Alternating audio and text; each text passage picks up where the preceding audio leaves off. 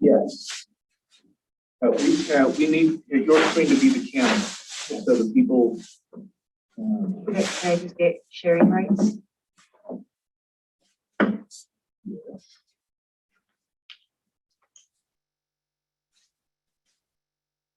And I'm actually going to make you host again.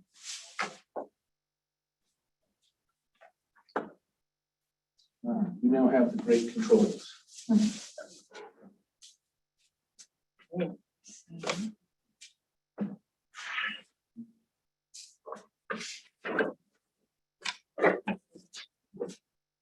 right, yeah, perfect. And it's showing up on YouTube now, Teresa? It wasn't, nope, not yet, maybe in a minute. Always a little delayed, isn't it? There we go, I refreshed it. Okay, perfect. We're still waiting on Commissioner Journal, but I'm going to assume that she'll be joining us here momentarily. But let's go ahead and get started. We're already a couple of minutes beyond our start time. So welcome, everybody. It's good to be back with you and to have had safe travels and to see all of you. And we're happy to have Commissioner Bishop joining us online. He's participating virtually today. We want to start with a couple of introductions. We have a couple of new interns with us.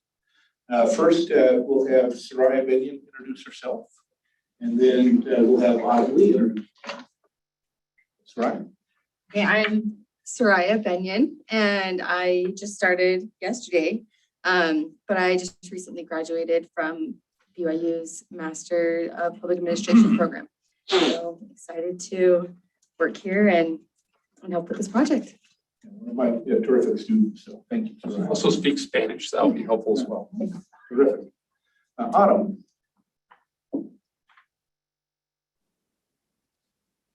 Can you hear me? Yes, we can. Okay, so I'm Autumn, and I'm currently a senior at BYU.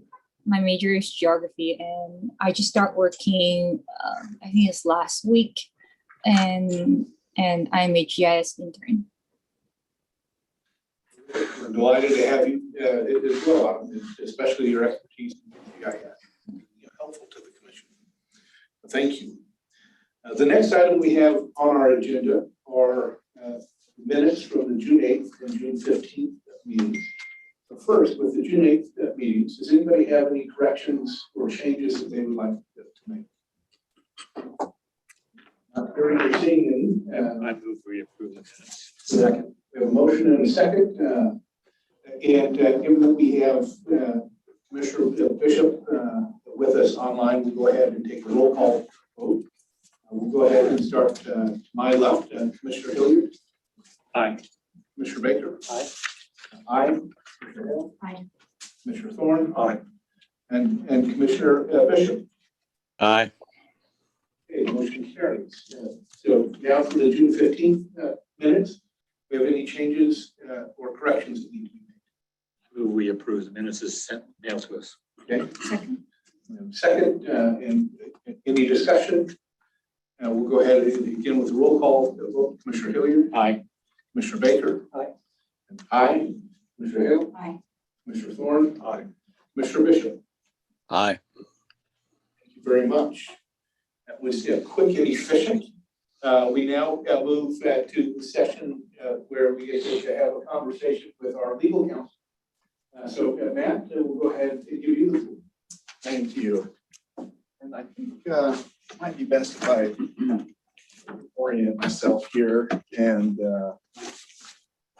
colleagues can show the computer for a portion of the presentation. I'm also handing you a draft for your consideration of a code of ethics and conduct. We listened to the commission and repeatedly expressed a strong desire to adhere to all the legal and ethical obligations on you. And we've looked around at various other commissions throughout the United States and trying to find what a appropriate type of code of conduct and ethics might be. And we feel like we've been able to compile something that is consistent with this commission's desire to adhere to the legal and ethical requirements and do so in a transparent and fair manner. And so this obviously is just a draft, but I would invite you all to review. And if it is something that you feel is appropriate, we've received some requests and my conversations with some of you individually have expressed interest in adopting something along these lines. So. Does anybody have any questions at this moment on vote? We'll let you go ahead and continue.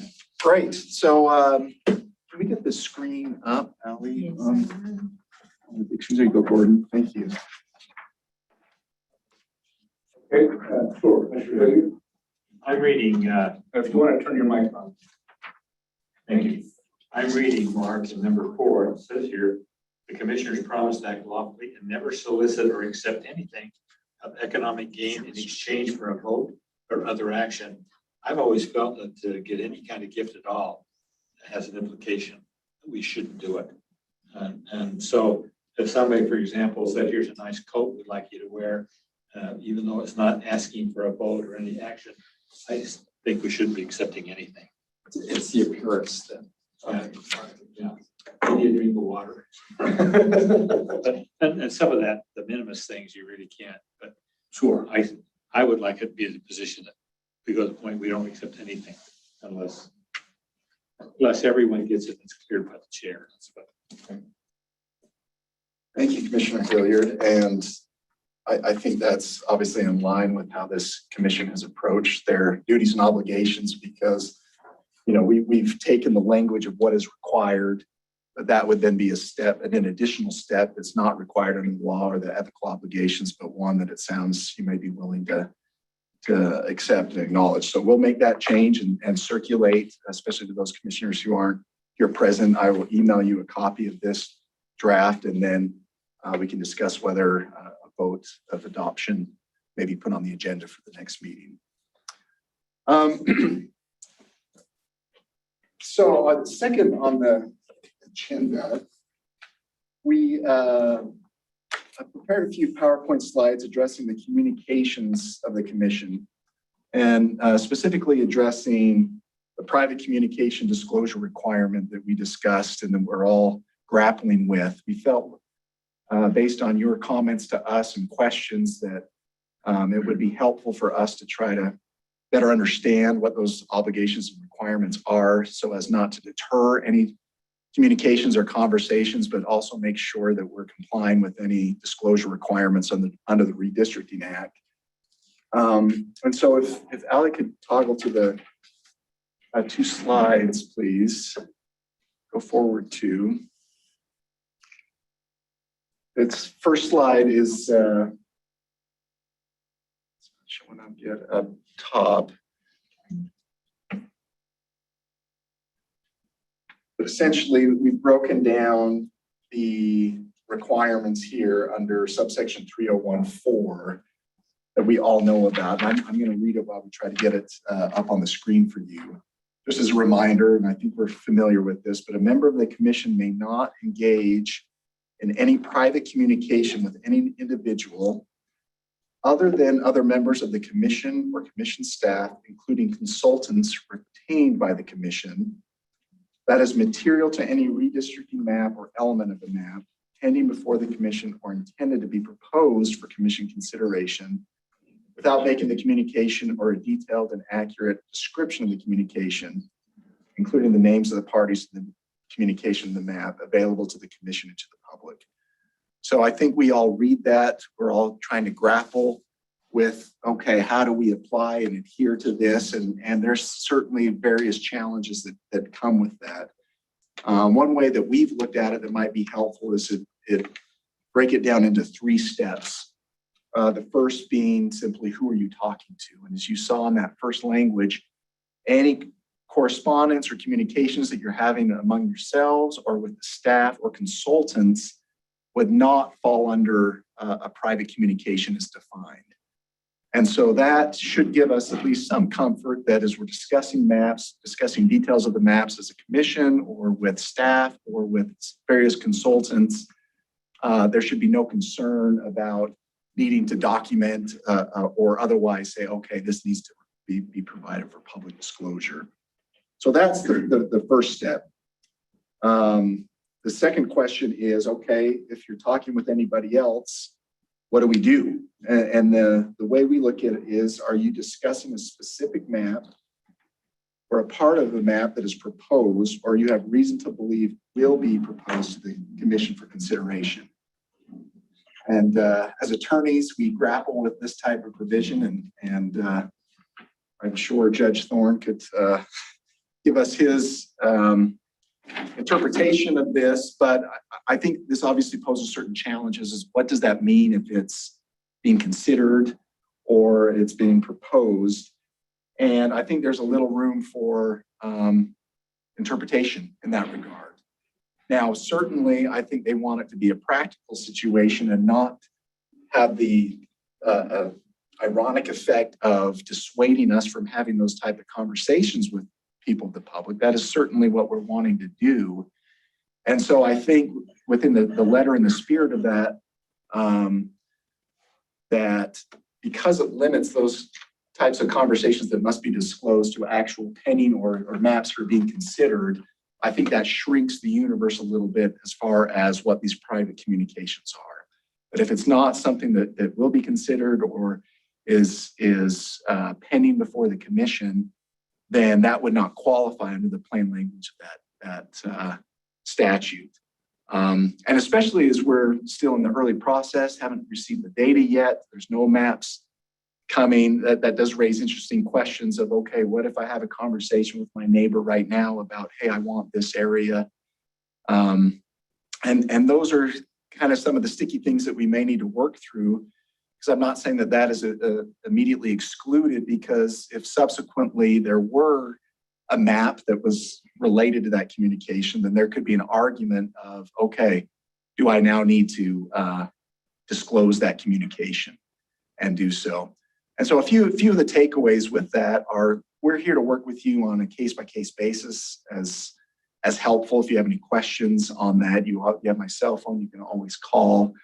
I think there's some practice pointers too, and I think Commissioner Hilliard touched on this last week, of directing any comments to the website, where if somebody has some sort of input or something they want us to consider, facilitating the production of that communication to a website where the public can view it, where we all as a commission can view it, and attorneys can look at it, I think is a way that you can then have that type of conversation with them without now having the burden and fear of, okay, does this need to be published or disclosed or not? And so insofar as you can direct them to the website to publish that or present whatever map they have, I think that is going to be helpful, not only for us in complying with this, but the overall goal that the commission has had of transparency and everything being above board and in the open day, so that we can all discuss and analyze those issues. Judge Horn. My concern is the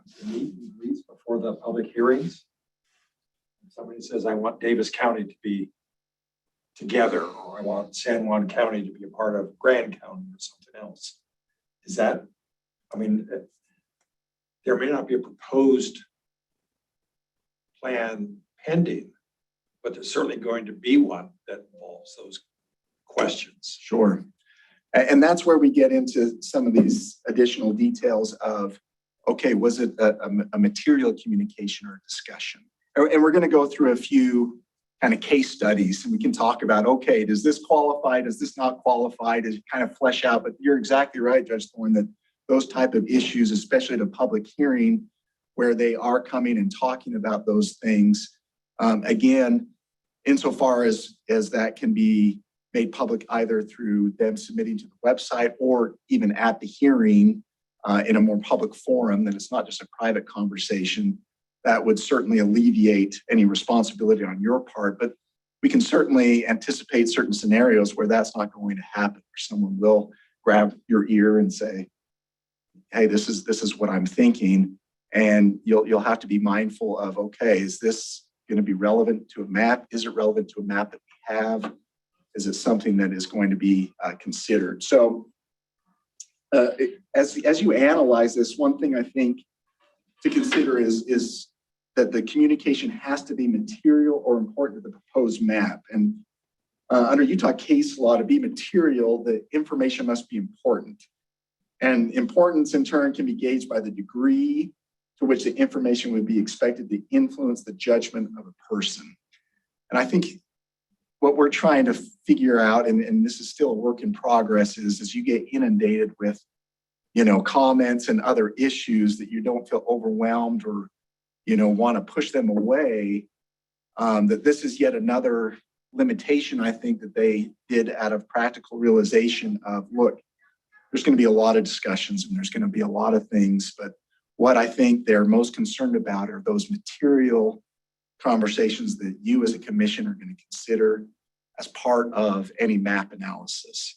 And so I think, again, that gives you a little bit of guidance as recognizing, okay, was this a material engagement, a material conversation? So material as opposed to incidental, just in passing or a brief statement. Well, and I might still separate those a little bit because I think you could have a material as being incidental, although that does raise the question of, are you engaging in that communication?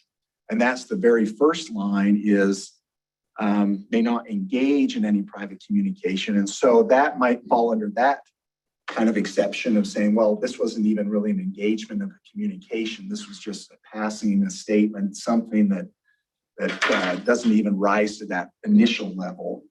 But then it could also be viewed as immaterial if it's not something that's for a penny map or a map that's already under consideration.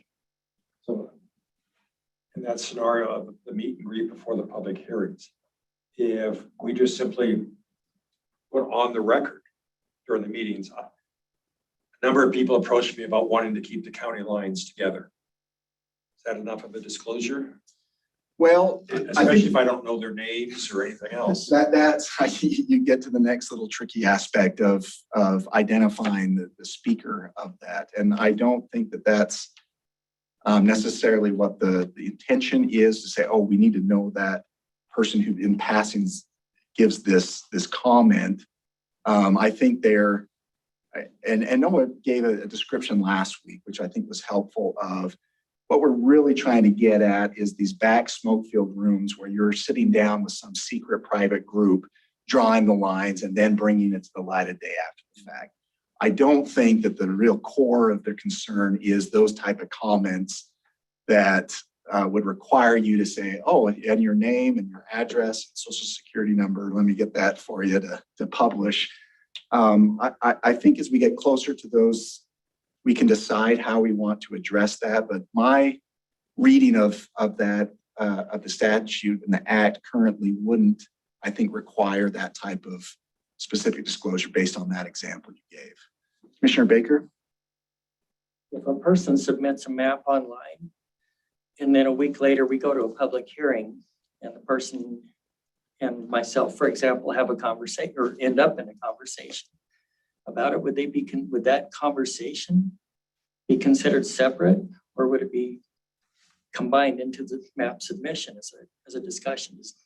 Does that make sense? It does make sense. And I think it's a couple questions. The first is this a separate communication? I think it is because it's you have one going through the channels of the website, but now you're engaging potentially in a private conversation that would trigger the requirements here. So then you would have to go through that same analysis of, is he giving you any information or material conversation about that particular map that you feel is, oh, wow, yes, and engage in that conversation such that you would then want to disclose that to the commission and the public to say, hey, I had this private conversation. So I think it's a twofold question. The first is, yes, this is a separate conversation. And then the second kind of series of questions is, does it then qualify based on what you said as something that would need disclosure? Commissioner Hilliard. Mark, in this questions for lawyers pending before the commission, we may have no idea that somebody's filed a map already or intend to propose. Sometimes they may talk to you and say, well, I don't have time to file a proposal. This is, I'm telling you, because I want you to do it. So it's not intended to propose. And I think the other problem is you're gonna have people tell you things. You have, even they will give you false information as who they are. Unless you know them, you'll have no idea. I wonder if we could define that an open meeting is this pre-meeting. So you're not, It's not private communication. yeah, not private. Other people can hear, there can be other people around listening to it and your conversation. And if that's where the thing's given, that gets away from the question of the smoke-filled room and making meetings. If we had it to, so anybody could listen to what was being said, because If you go out in the parking lot and have a conversation, that's different. But if you're in the room and everybody. everybody is around, then it's hard to be private there. The key thing I want with public meetings is get people's view on what the community of interest is. And that's going to really get into some lines. And people will tell you that in a private meeting, in an open meeting, talking to you one-on-one versus standing up in the committee meeting and saying, this is what I think. Some will, obviously, but there's a lot who just want to share privately what they consider a community of interest is. And they want to know you listen to them. Yeah, and that's really pretty important. Right? So I you know, and I want to attorney's opinion. We do this, so we get in trouble. I say, I rely on Mark. You may disagree with Mark. Mark's my but brother, I rely so. on him.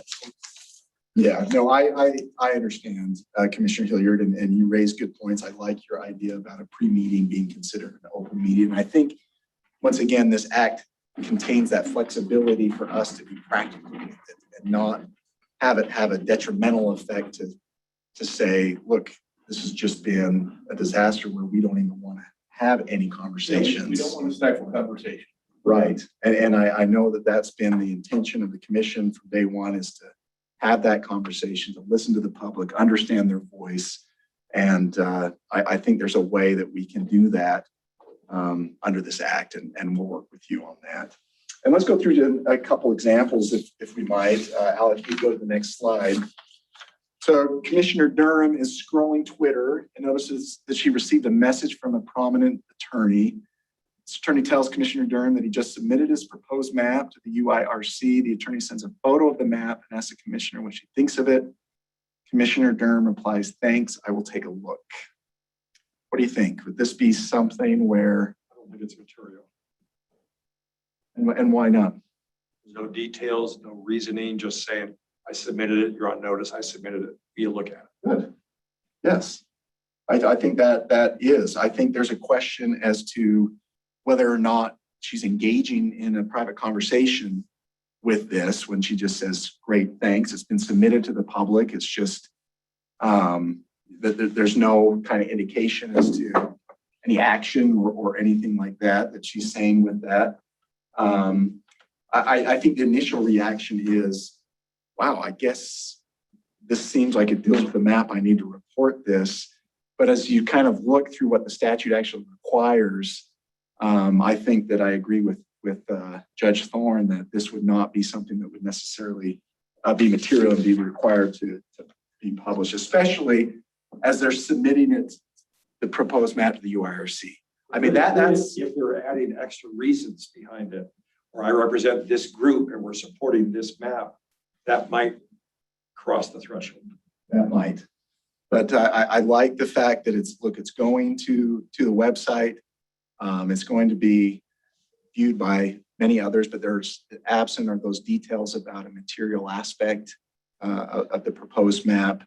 But once again, if you do receive written communications, we've been trying to decide, okay, how best to address that. And I think we're going to formulate some sort of policy or plan where, you know, insofar as we can, just move those communications onto the public website. That seems like it may make your jobs easier. And that's what we're trying to figure out how to do is, you know, you get this type of written correspondence that's directed to you. That one option may be, hey, let's look, this website handles this, and there's a place on this website for these type of written comments. And so we'll work with you. You know on what that. I prefer saying, you just come back and say, thanks for your proposed map. if it's submitted to our commission, our staff will look at it and determine whether it meets all the legal requirements. And if it does, then we as a commission will look at it and make our determination. Because they may send you a map, which only has one little district in San Juan County that they want to have their own House representative in that little county. You look at it, you know, it's not going to go anywhere. But say a photo of the map that may have the lines drawn, it may have all the other kind of information, which is pretty broad. I personally would feel more comfortable by just replying, saying, thanks for your input. These maps all go to staff, they review them and get back to the commission if they meet all the legal requirements, and then we'll be glad to give it consideration. Excellent. And I think you raised another good point as to why this may not fall into the act of just because it is submitted to the website. You know, my daughter submits something in crayon and says, hey, is that pending before the commission? I would say no. I think the intention of that language of if it's pending before is actually giving consideration and discussion. And so I think that may exclude a lot of these comments or maps or other things, hopefully not too many, but really practically speaking, a lot of those comments may never kind of rise up to the commission's consideration or proposal. But I really like the idea of Commissioner Hilliard to have some language that we can all kind of use that keeps us in a safe space on when we get something like this, how do we respond? And if we had something that we could copy and paste and to reply back to them so they know that it's been received, but then we have this other mechanism for getting it onto the rest of the comments of the website, et cetera. Wonderful. And we'll work to provide some of that proposed language and finding that balance of really soliciting and welcoming and being so appreciative of someone who does reach out to us, and then kind of acknowledging, okay, this is what we do with this type of information. Thank you so much. We want to hear your voice and go from there. So we'll work on drafting some proposed responses, perhaps that could be used in various scenarios, say emails or texts or even conversations at various settings that can put us all on the same page and keep us, walking that balance of saying, hey, we want to listen, we want to hear you. But we also need to be mindful that if you tell us certain things, we may need to disclose, which is fine, which is, if we get to that point, it's like, we're happy to do that. We want to do that and comply. It's just trying to keep it practical such that, we can get the work done and get the people's voices heard on that. Next slide, please. Looks like Commissioner Bishop. I got all the people who were gone today. It's at the Weber State Utah football game. Just hanging out incognito online. Exactly. Is approached by a Wildcat fan, feels passionate about the Hill Air Force Base, tells the commissioner that Hill is his community of interest, that they asked the commissioner if the commission intends to keep Hill and its community in the same congressional district. Now, a week prior, Commissioner Bishop and Chair Facer discussed this very issue and put forth a map to keep Hill whole. So Commissioner Bishop, unsure how to respond, says, well, what do you suggest exactly? And then they go on to discuss the Glen Eagle Golf Course as part of the Hill community. And Commissioner Bishop thanks the individual and moves on. Now what are your thoughts on this correspondence? Well, it starts to get more specific, right? The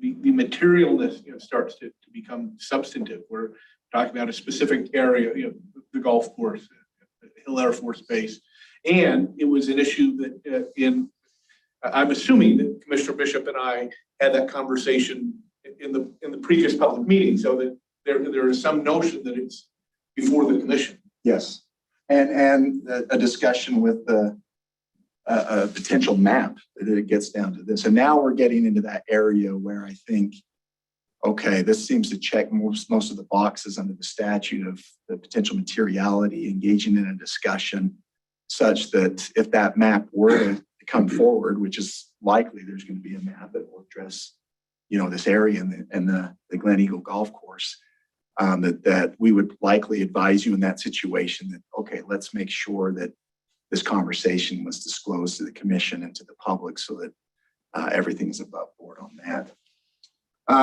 Final example.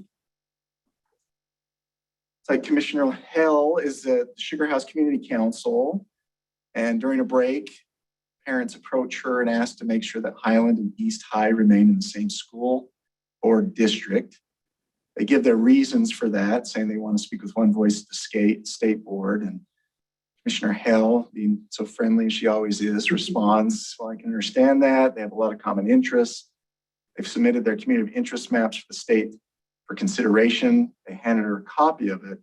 She thanks them and says that she even agrees with the general boundaries of the community as far as their communities of interest.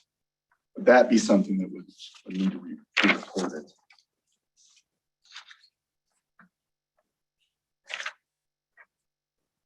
You want to take the first step since You said it, Commissioner Hill. Let's, since we put you in the limelight? That's your attorney advice. I think that's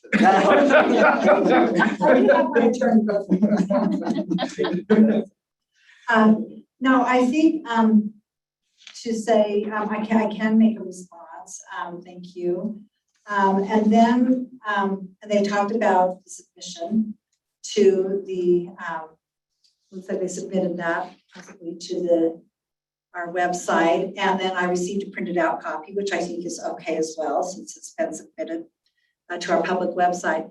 I think probably I would curb that last comment just to say I agree with the general boundaries of the community. So any further discussion, I'd probably X that part, but I think the other part, just to respond, even to take the printed copy, I think is fine as long as it's already been submitted.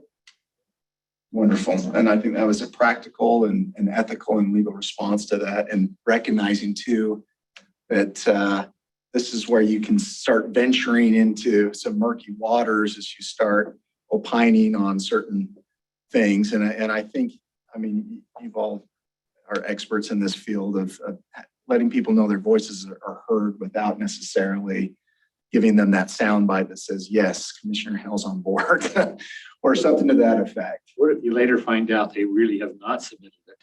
They just told you that and gave you the sheet. Well, and there's another practical pointer of if they give you a sheet and then the requirement, the triggering event to actually disclose the communication does not arise until the actual consideration of that map. So you may have a very detailed private conversation with somebody, spend an hour sitting with them. They say, I've drafted a map, I've got this, I've got that. And then they never submit anything and nothing ever comes before the commission, addressing the points during that conversation. That is something that would not have to be disclosed. And so, because it's never making its way into the actual decision-making process of a specific map or an element of a map. And so I think Commissioner Hilliard's correct in acknowledging, look, there may be scenarios where we have a conversation that you think, and that's close. If this map does come, then at that point, I may need to make that decision to disclose, but there is no requirement of the act to disclose that communication until it's pending before the commission. I guess I'm feeling uncomfortable with the first part of your scenario though, of having a detailed conversation about a specific map that hasn't ended up anywhere and is not under consideration. But I'm feeling uncomfortable having a really detailed private conversation about a map with anybody. Right. And once again, you guys are ahead of the curve there. I'm just hoping that doesn't happen, that you have that. But I also can foresee scenarios where you are having something that does kind of materially get into the weeds a little bit about, specific neighborhoods and areas. They may caption it in certain ways that is a level of detail that, they've come forward with. And I obviously recognize and acknowledge that how you respond to that during that conversation can obviously kind of curb that discussion. But I also do foresee a lot of scenarios where, whether at these public events or elsewhere, as they're talking, they're going to have specific details of what they have in mind as far as those maps. And so I'm glad you're thinking that way. That makes us attorneys feel a lot better when you're the client's already acknowledging, well, I'm not even ever going to get into that situation, which is rule number one. And what we're trying to do is address when we find ourselves in that type of situation. Judge Thorne. Could you create sort of a safe harbor when somebody hands you a copy of a map or lines and say, I'll pass that on to staff without any recommendations, just to make sure that they're aware that there is somebody or a group that has this concern. I think I would add to that, we need your name and contact information On the so map. if staff has any questions. They can get back to you. Yeah, I like that. Soraya needs to work. That's what. I think that's a great course of action because it gets their input. It ensures that it's going to be viewed and it's done in a way that it's open and public. And so, as we discussed earlier, with any type of written communication or draft maps, I think having a procedure in place where just the policy is, hey, let's put that right on the website. Let's get people's eyes on it. Let's understand what they're saying to us. I love the idea of the identification. So if they have questions, they can get back to you. Right. It serves a couple of purposes. Absolutely. And as we solicit these type of maps, I think with the website, it's incumbent on us to also explain, hey, for us to really seriously consider this map as a commission, we need to understand kind of how you came up with this. So the more detailed information is certainly going to be helpful in that regard. I would expect 99% of the impact we have are people on one specific district. They're not going to do a map of the whole state. They're going to say, we want my congressional district to include Davis County, and that's the only thing they're focused on. Or this house seat ought to be here in this seat, or school district, without any concept that It's got to fit in with all the Yeah. other pieces. Which makes your jobs very difficult of what to do with an incomplete map, especially as you look at the criteria that and the threshold requirements of, you can't look at it in a vacuum. It has to be taken as a whole. And so I think in the coming weeks, discussing how best to approach and deal with those type of maps is going to be important to avoid those type of problems where they may have a very well thought out plan, but it just is not helpful or practical for us to use. I'm joking about Soraya, but the answer is, who do I send this to? Do I send it to our webpage? Do I send it to Ally? Do I send it to Soraya? Do we have specific people we send it to so that they can get it and put the whole thing together? I hate to send it to Rex. No, I think this is something that Gordon and I can help facilitate, and the great staff here is figuring out how best we can get that so we're all funneling it in the same direction, the same way. It's ended up in the same place, really streamlining this so that we have a good process in place. And so I'll work with Gordon on that issue. Commissioner Baker.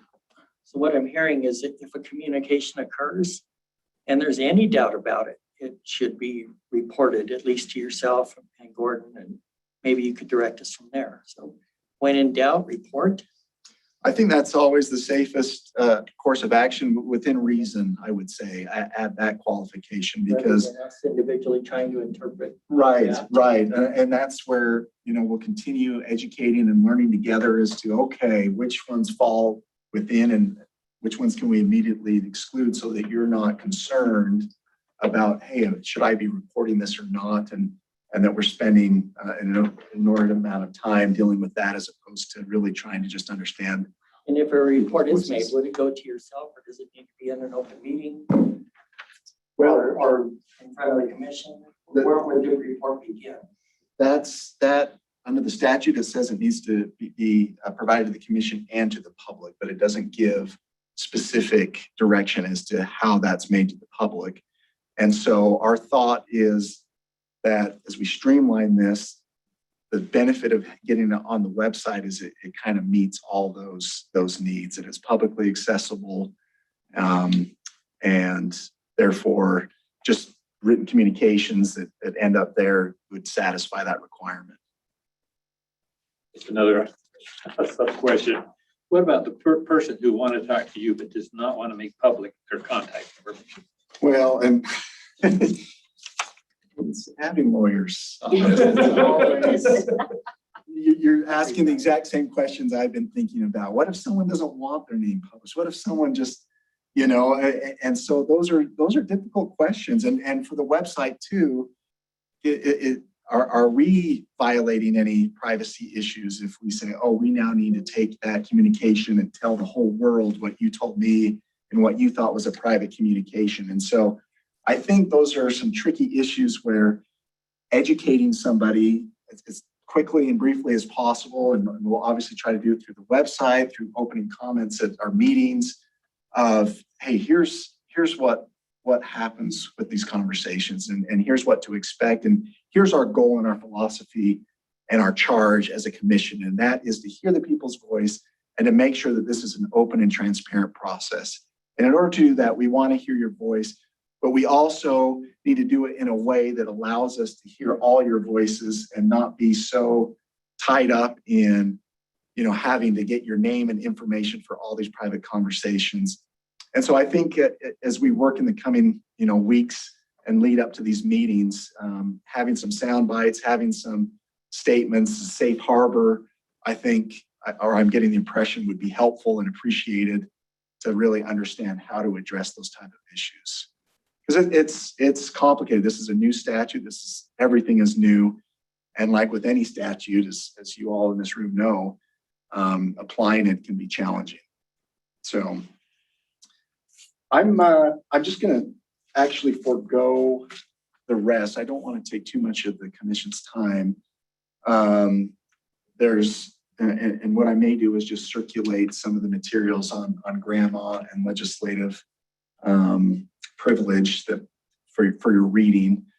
But just so we don't take too much of the valuable time here, I guess I'll just close with a few of the future action items that we're working on, and then also, as always, open an invitation if there's anything that you are personally feeling like, hey, we really could use advice with respect to this or that.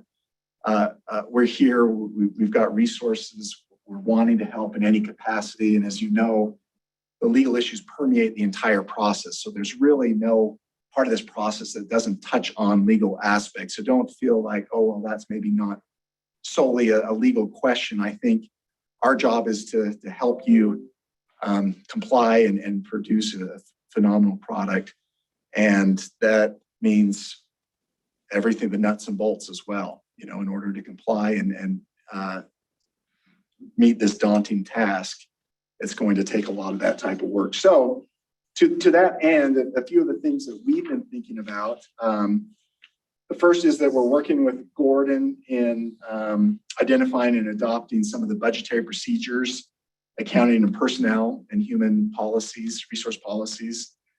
We discussed that requirement in the statute a couple of weeks ago, so we're going to get those on the books here in the coming weeks, especially as it relates to purchasing and hiring, trying to make something that's efficient and effective for this commission. We've also identified and obtained the contact information for the general counsels for the commissions in California, Arizona, Colorado, Washington, and Michigan. And so we thought it might be helpful and useful at some point to reach out to them and see how they're addressing some of these issues, see how they're doing that actual map drawing and what they've felt has worked, what hasn't worked.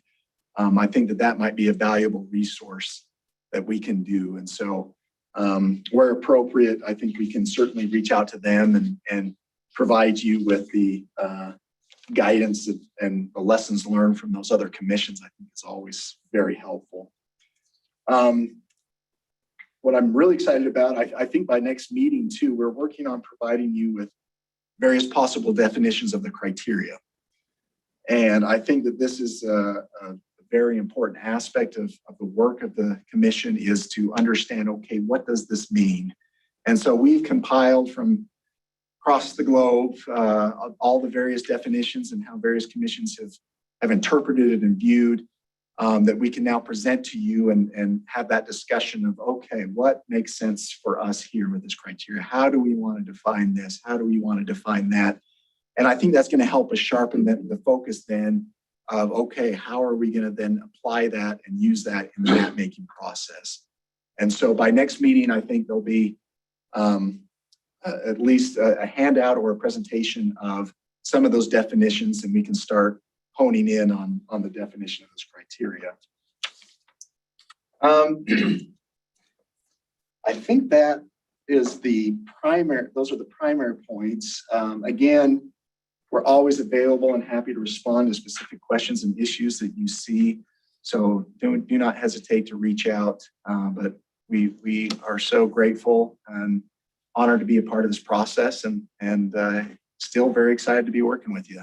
I hope to say that through October, right?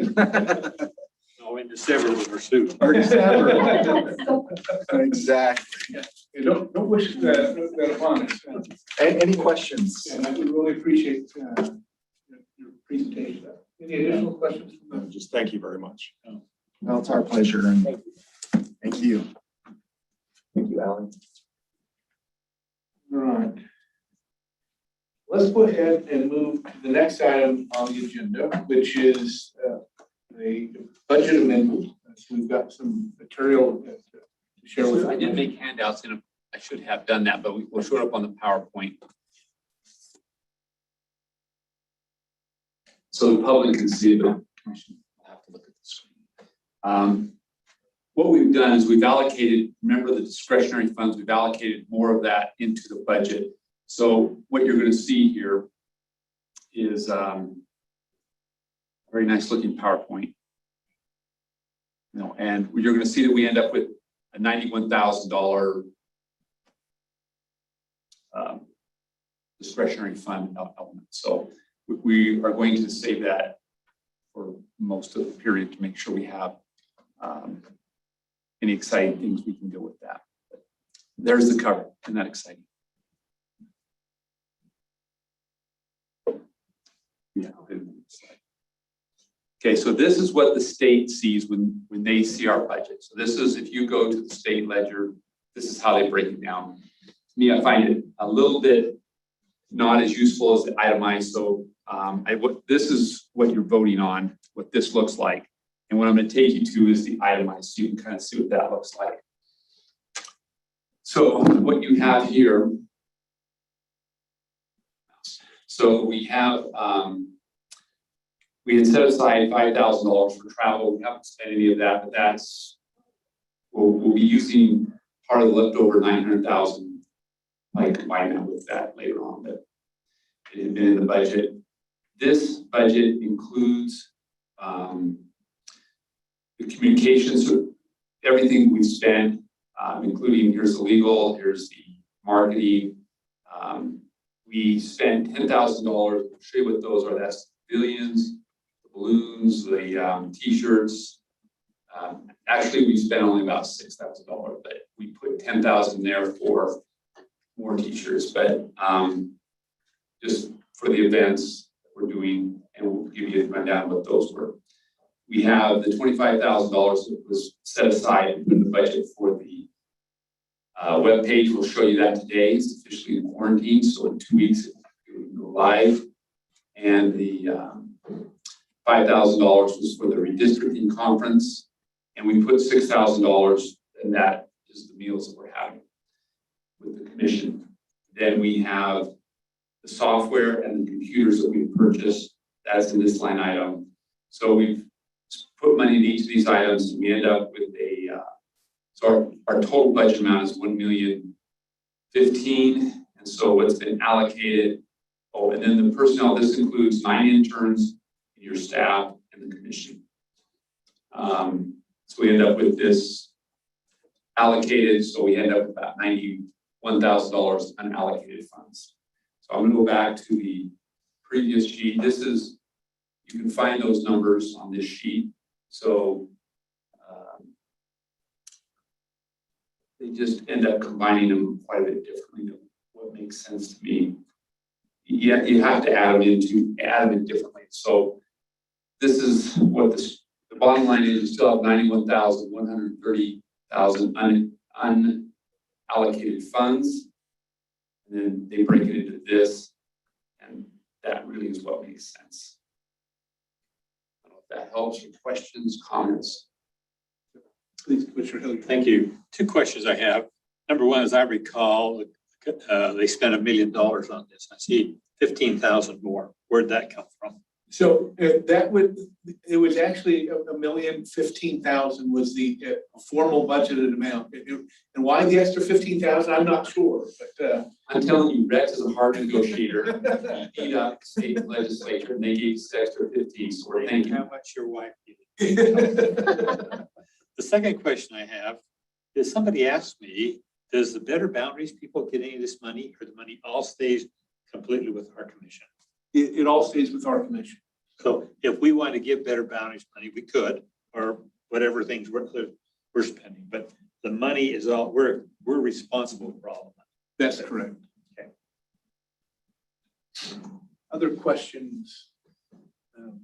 The biggest difference, I think, from the last time is the personnel forecast is higher than it was last time. That accounts for our broader set of interns, among other things. Are you anticipating adding more staff or are you where? So this includes 9 interns. Right now, we've made offers, we're up to, they accept and go through, we'll end up being about 7. And you're gonna start seeing, when we get into the public outreach, what they're gonna be using. We're running pretty ragged right now, just trying to keep up with things. So I think with 9, we'll still run ragged, but we will survive. So that's kind of where we're at. Do you have leeway to hire temps to deal with issues or? So that's that 91,000 we've not allocated. We'll talk to you more. We have some volunteers that we're going to be utilizing as well that don't show up on here in terms of cost.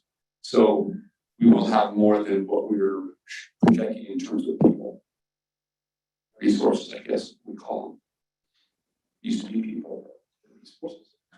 What would be helpful as commissioners if, as we go along, we have a list, so if we get a phone call from somebody, we recognize that is in fact a real staffer as opposed to somebody else. That's, I have to have do the same for me. Who are you? Oh, wow. Okay, good. I'm glad you called me. No, and so we will introduce each of them here. I want most of them to be here. Part of the problem is Lyle, or Commissioner Hilliard, he gave us some people from Utah State. So I'm not going to force them to come down to these meetings necessarily, but they are going to come for a portion of these. So you do meet them. We're trying to get them located throughout the state, different universities, so it can help us in the public outreach a little bit statewide. So Autumn is in Provo. So anyway, we'll try to get them all here so you can meet them as much as possible. And for me that has memory issues, Multiple times. or just a list that I can refer to. We'll give you a list. Let's email a list of the staff and pictures. Yeah, with the picture. The yearbook. Yeah. We're gonna do it. Okay, that will help me more than it helps you, so I'm just telling you that was a good suggestion. Okay, so with the change that has been made to increase the personnel spending, I think we need a motion to adjust the budget accordingly. Yes. So moved. So, we have a motion and a second. Any discussion, questions? Okay. Hearing none, we'll go ahead and call the motion. Senator Hilliard. Aye. Commissioner Baker. Aye. Aye. Commissioner Hale. Aye. Commissioner Thorne. Aye. Commissioner Bishop. He had to be gone for part of the meeting. I don't know if he's gone now, but But we still, even without Commissioner Bishop, we have a quorum, and so the motion carries. And I just want to say thank you. The way you broke out the other sheet was very helpful. could have just done that one, but I didn't understand this. All right, we're gonna. Yeah, so the next item we have is the public outreach conversation. Let's go ahead and take a brief break. That way commissioners can grab, we have Jimmy John's, if you'd like to grab a sandwich. And then we'll come back in about 10 minutes to resume the meeting. BYU interns. They say they're BYU intern. I ask them to swear. I swear. We're breaking them up. You Well, you can mute the microphone now.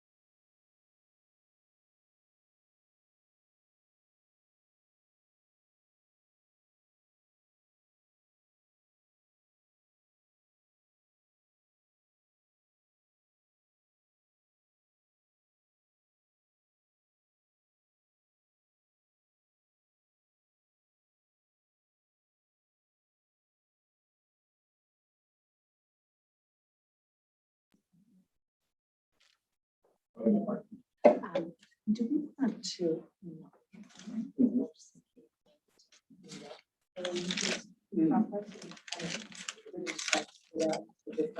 think it's good for us. So we'll chat about that a little bit. Yes. I think it's a good idea to make sure we cover as much as possible. All right, perfect. Thank you. Yeah, it's good to be back. And our next item on the agenda is our public outreach event.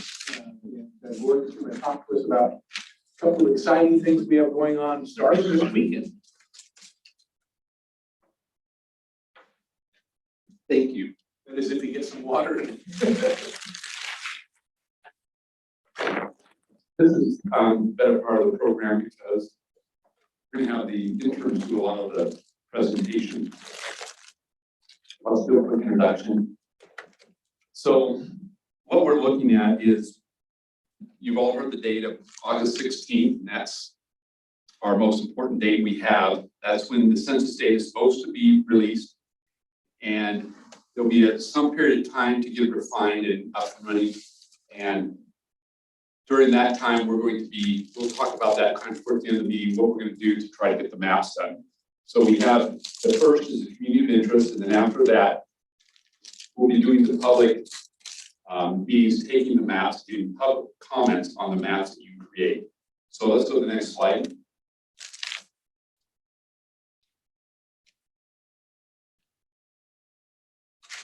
I guess this is me. Okay, let me. So this is our URL for the website, and Allie's been working really hard with the state and with Love Communications, getting it all put together. They have a mandatory, it could be up to 2 weeks of where they do security checks and all these kinds of things. So it's with the state security team right now. And once that's done, then we can go live. A question. Sure. I noticed when Dixie State University is talking about their change, they filed to claim the name, so nobody could take it away from them. Have we done that with what we're looking at? So, yeah, we actually worked with our state technology folks, and we actually had one originally that slipped through our fingers, but this one we have it secured. So I think Gordon can probably speak more to that. Charlie, I don't see it off the break in YouTube yet. Okay, I will. Oh, because I haven't shared it yet. Oh, okay.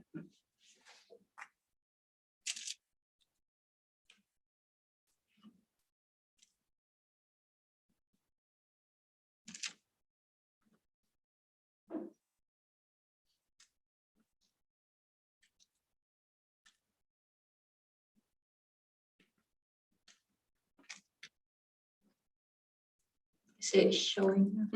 It still says. Your name is there? So it's usually about a minute or so. Okay. Well, I guess I'll start, right? Okay, so what you guys see is our website. This is the homepage. We and the state try to make it as user-friendly as possible. And the first thing that you'll see is 2 buttons. One is about the commission. And that's what I was talking to Matt earlier, legal things that he just has to go through. But this one just explains a little bit more about what the commission is. And then if you click on it, there is the pictures of you guys that we requested and your guys' biographies. And we try to make them all the same color pictures, and some of them I didn't get, so I just pulled them off the internet. So I apologize if that's not the picture that you want. You can just send me one and I'll upload this one on my end. Anyway, then I'll go back to the main page. We also wanted to have up front is the commission meetings for people to be able to access them fast and first thing.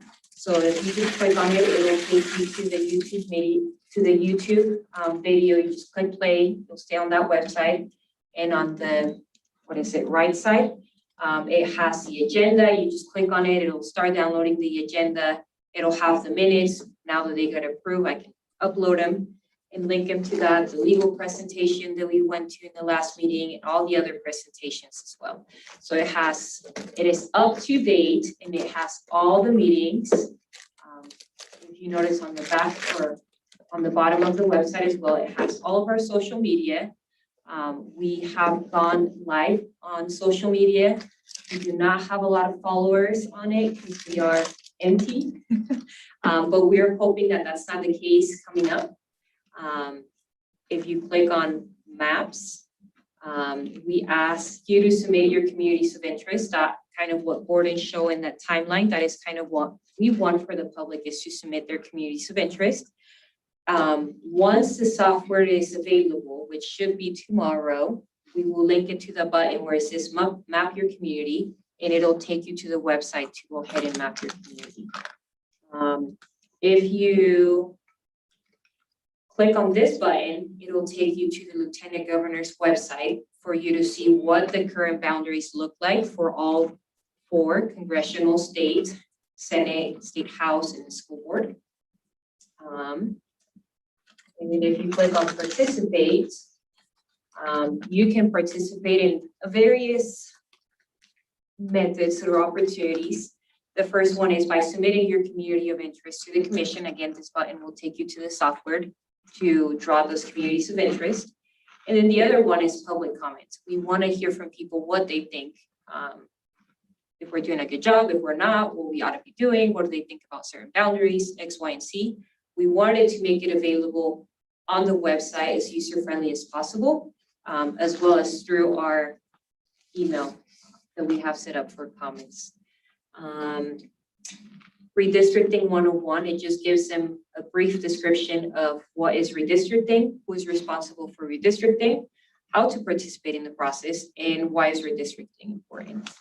I think that is our website thus far. We do need, once we get a more complicated software to redistrict the whole thing, it'll change a little bit because we do want to make that as well available for the public to redistrict the whole thing. If they want to redistrict everything, they can go ahead and do that. And we are also going to add a button if they want to volunteer to come to our events, to have that available for them as well to volunteer in our events. That's the website. Comments, concerns, questions, colors you like, you don't like, words, pictures. Under redistricting 101, who is responsible for redistricting? Does it go in more in depth than that, those 2 or 3 sentences? It does not, but we can Because it make doesn't it. say, for example, that we make recommendations Okay. and the legislature is the one that will actually create the districts. Okay. Just a question, as we're putting information out there and we're giving definitions of things, does our legal counsel look at that before it goes up as well? Yes.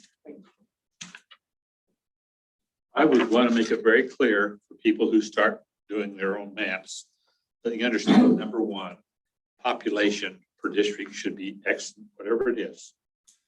And that number 2, they need to make sure if they do the whole state, fine. If they don't, they need to clearly understand that they need to fit in the overall program.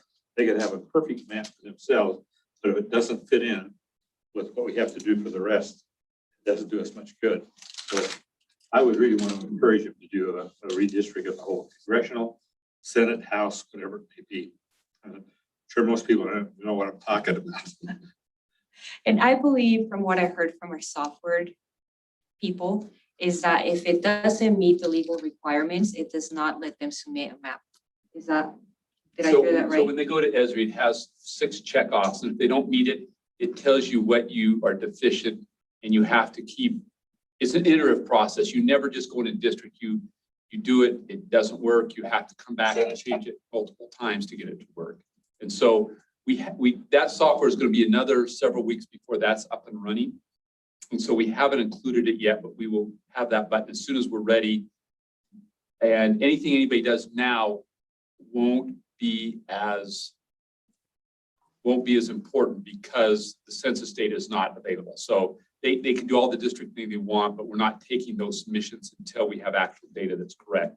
Right now, community of interest is all we're taking until we get the census data.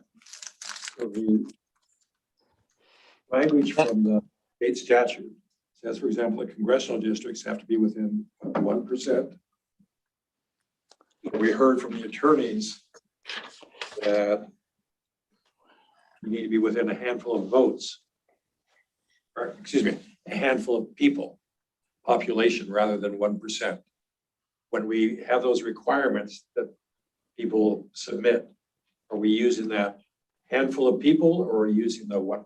So what we're going to give them is the statutorial legal requirements to meet it, because that's what Esri has the checkoff list. Theirs will not let them submit it. They don't meet the legal. Now, again, there's more refined. The closer you are to people for each district, the better. I don't like the word better. I don't know that it's better. Like the survive score challenge. Right. But I think we won't reject it if it meets all the legal statutory issues, but we'll describe all the things that we've heard. So they can submit something as long as it meets legal muster, Meets the outside parameters. right? We're not going to make them be as refined as they have, as we will have, as we're trying to be. One more thing, I'd like them to define their community of interest. Yeah, So have some the narrative. community of interest, how did you get that as your community of interest? Well, they all live in Weber County, or whatever they're gonna do, or they're all working in Hillfield, or they're whatever it might be. And that is something that a software will allow them to do. As I won't show you because I don't have that software available yet. But once you go into the software to click on the map and then you're drawing your community of interest, I believe you do have to submit attach a comment to what you just draw to say, this is what I believe is my community of interest because X, Y, and Z. They all have to supply the map has to come with the explanation. May I interrupt just to say one thing? I Please. apologize for that. I want to re-echo what Mr. Thorne said. It should be clear on that step number 2 that we are an advisory commission, that we will be sending recommendations to the legislature, but it is the legislature that actually comes up with the people's maps at the end of the day. I think that's an important one, so we don't try and take it upon ourselves or imply that we are the ones creating the maps by ourselves. Thank you. Other comments on the website? I think it looks great. So, thank you for your work on this, Ally, and we appreciate all of the steps that it has to go through to get not just our quality control, but make sure we comply with the legal expectations as well. And so Commissioner Bishop will make sure that we get some of that language adjusted to make it explicit that the legislature is the one that will approve the final maps. Sorry. Oh, yes. In Gordon's presentation, I think Christelle just is moving on to the next slide. So we're not moving on to the next item on the agenda, correct? Or am I Yeah, wrong? just keep going. Okay. Sorry, I didn't mean to No, interrupt. you're fine. So we're still on public outreach. Yes. Right? Okay.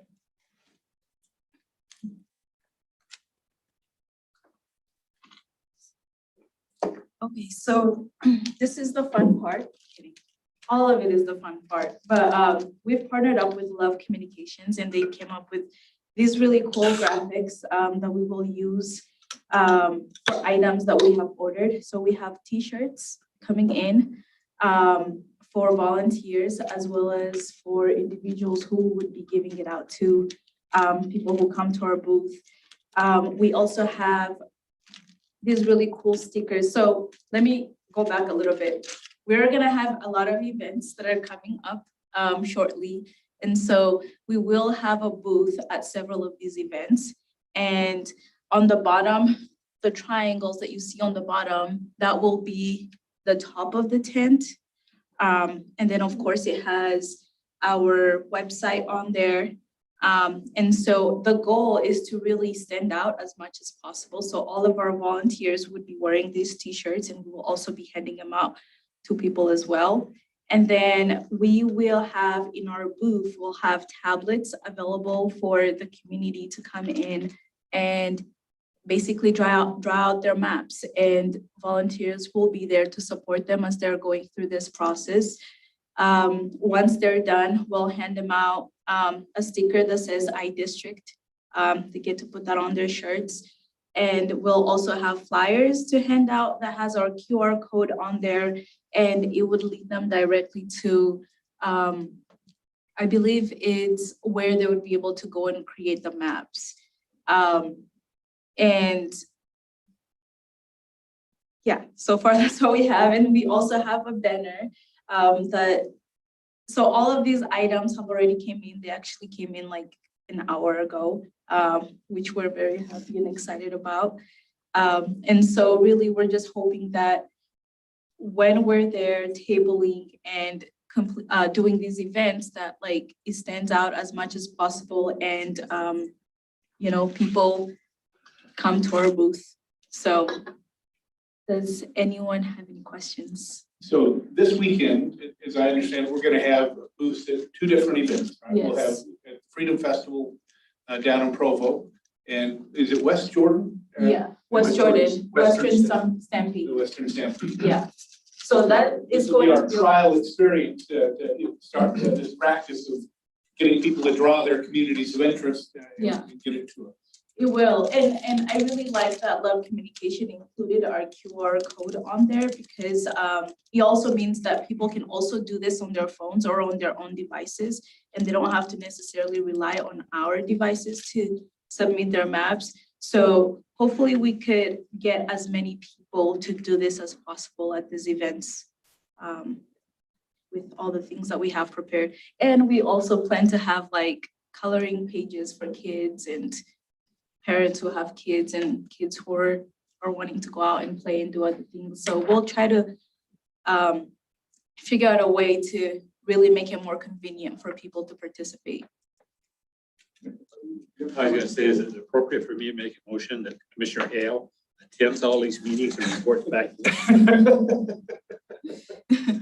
Well, that does remind me, I want to encourage all of you, where possible, to attend some of these community events. I know, for example, I'll go to the one at the Freedom Festival. I'll probably stop by a few times.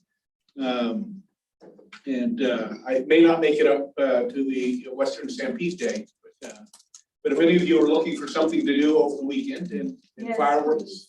You'll get a t-shirt and a sticker. I'll just Lisa, I think we know. We just got the candidates back. Yeah, I think we're just going to talk a little bit about that here in a little bit. Does And anyone have any questions? I worry, Any of because I know how long it took you to. I do have a question. I see we're promoting the website. Or should I say? I'm here with a web address, but is the website not going to be up yet? Not yet. Is there any way we could put something on We could cover it. cover it somehow? Okay. The software will be up, the website won't be up for 2 weeks. Yeah, and I think one thing we'll really push. Or we'll do the scratching things, you know, we'll say scratch it this date. Yeah, That's a good point. We ordered these things subject to, we wanted the ultimate where they were at, but yeah, we became aware of the delay.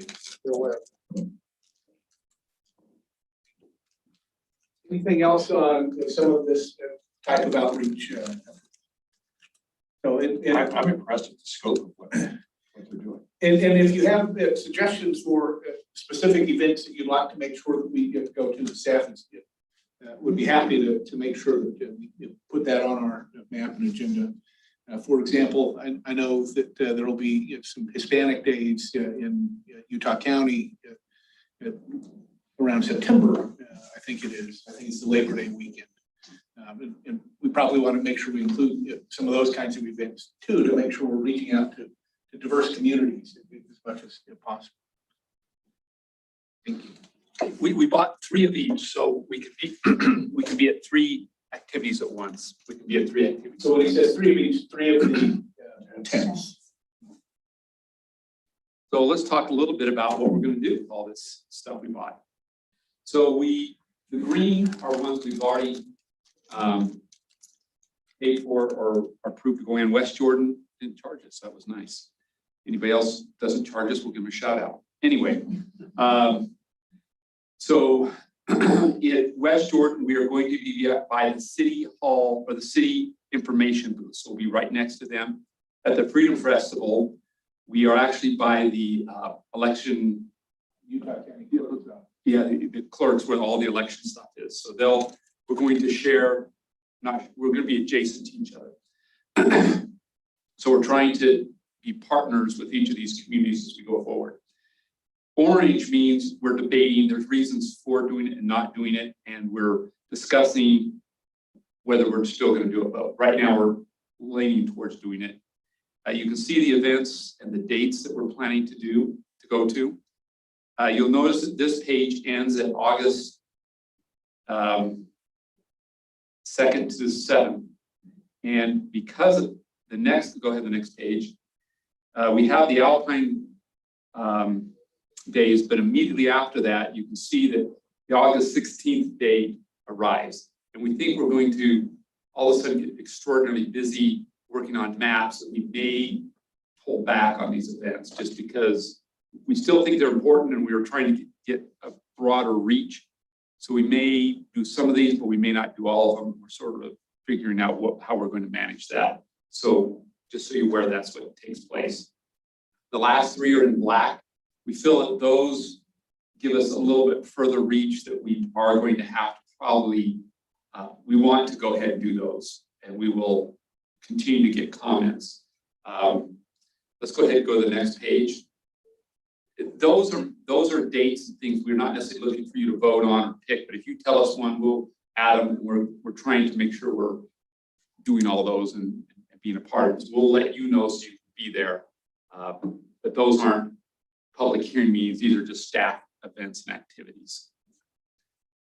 This is more of your meetings, and these are ones that you need to, these are formal meetings that when you guys are informed, then you're a formal meeting. And so we're going to talk about this a little bit. Tonight's the 29th. The 14th through the 16th is the redistricting conference. The 20th is the next time we have a meeting. I'm going to have Cassell talk about that just for a minute, but I just want to run through this slide for a second. Is that then we have some regular meetings on the 27th and the 3rd leading up to when we receive the data. Some of those meetings, I thought we would practice using 2010 data, seeing how we function. There are some ideas of how we would come together. There, Matt had mentioned that the kind of crux of making a map is going to be pretty intense, and it's going to take some time. So we have, although I say 3 meetings, we may be multiple days during a period of time making maps. We're going to have to figure out what it takes to do this. So we're giving ourselves time before the data gets here to see what works best as a team. So we work together and accomplish this. And then afterwards, when we have the nuts and bolts to get there. So those meetings are not defined, but I think they are going to be the whole function, the purpose of what you're doing. And I'll work with Rex or the chair a little bit on how those are going to be set up. So when we're going to the districting conference, we're going to get ideas. Matt mentioned he had reached out to other commissions in other states on the ideas of how they came together in groups. And so we're going to have a group dynamics. It'll be fantastic. So this redistricting event you see July 19th to 20th is going to be the last time you guys get to have before things become intense. So you might as well enjoy it. But part of the issue is you have a lot of staff talking to a lot of people. Bo would be doing this part of the presentation. He's been reaching out and talking to a lot of the cities, but he couldn't be here today. And we hear a lot of anecdotal information that I think is really critical for you. For example, we talked to a city that is one of the largest in the state, and they've never had a state senator elected from the city because of how it's district. And And if it kind of stays in its, it'll go another decade without ever getting a senator voted from the city. We talked to others that feel like if they were broken up differently, they would get a more diverse representation, and they asked about that. So to hear those things, we give you the comments, but it's good if the staff can be part of that explanation to go through that. And this event helps you get some of that stuff. And so I'm going to turn it over to Cassell for a minute. Yeah, so while we were planning all these events that we would go out to table, we came to the realization that a lot of these events are other people's events, like the West Jordan Stampede. It's not necessarily something that we put together and organize. Because of that, there are a lot of individuals who are there tabling. There's, a lot of other things going on. And so we might not get the chance to really bring the crowd to us. And so we came up with a really cool idea of having our own event, right? Where it's just a redistricting event, and people specifically come for this purpose and this purpose solely. And that way we could reach out to as many people as possible. And it would also be, it will give the community a chance to come out and meet some of you. If they have any questions, some of those can be answered. And really just try to get the community as involved as possible and showing them that they're also a part of this process. So this is what this redistricting event is or will be. Our goal is to have as many volunteers there as possible, have plenty of tablets, and people who can just help out, anyone that's creating their maps or if they have any questions. So I'd like to follow that up. The redistricting event, are you planning like having it at one place, or are you going to have 4 of them across the state that we could all go to and listen? I mean, I'm really concerned when you do it yourself, how few people you're going to get, but really don't care about it until they have to finally hear the item. I know if they're already there and to see your booth, they're going to come by and want to know about it. The next question is, I always assumed that although the census data will be sent to us on the 16th, it's going to take about a week to refine it to really know what we're using. So I wonder if it's wise to have a meeting on August 17th when we may not have the refined information we need. I think to answer your question on the first part, we were just thinking of having that one event where we can get the most amount of people. And, Salt Lake County has, the most people. And so we were thinking of having it there, but we haven't discussed yet having it in several different places. Would you do it 3 nights in a row or just one night? It would be one night. We didn't know which night, so we just, Yeah. we didn't want you to have anything else planned, so we're just scheduling you out. So we had something kind of interesting happen. When Love Communication presented, I told the chair about this earlier. One of the things that they had put on there was a list of partners that we could go and talk to. And one of the partners was Silicon Slopes. Well, a phone call came in from Silicon Slopes, and it came in, I don't know how it eventually got to me, but somebody came and said, hey, these guys are concerned that you put them down as a sponsor of this thing. They don't know what's going on. You never contact them. So I think Allie traced them down. We got a meeting and we told them what we were doing, and they were on the list of people that we should try to get partners with. They got very excited. So they're planning their own event on their facility in 3 weeks to have. They want to give us an hour, but 100 people, 150 people to talk about this and have them all districts. So there seems to be a lot of energy. And I think as we look at this and coming up to the census being released, this kind of activity, we could get a lot of different groups, I think, that would be interested to help bring attention to this. So I like the idea of trying to do something that's not just attending somebody's event, but creating that energy around it. So we're going to be looking at that. Any ideas you have, we're very interested. We think of having sponsors for this and making it kind of a, if you can have a bounce house, it's going to work. So anyway, we're going to do something that brings us together. One of the things that if we talk about an organization like Silicon Slopes, hosting the event that's kind of our event, but their event. We might be able to get other organizations like the La Raza community group to do a similar kind of thing where they host us. And if we can find 3 or 4 or a half dozen, I don't know what the right number is, these kinds of organizations that are willing to sponsor this event, I think it really could be quite productive, because that way we've got a target audience that we know is going to be more likely to draw, where if it's just us, standing outside on the corner, we may not get as many people realizing how exciting it would be. Lyle can get us a whole crowd, don't you? Don't let his modesty stop you. Chocolate chip cookies. Okay, he's right, he's right. So anyway, we're trying to do some things that I think some people may not be as excited about politics or thinking about this, but you only have to do it once every 10 years, so it's not that big a deal. So we're going to try to get that interest out to as much as we can. So we're brainstorming a lot of things to bring the public into this. Thanks so much for thinking all this through. I'm thinking with the other list of events that we're doing prior to the release date of the information census data.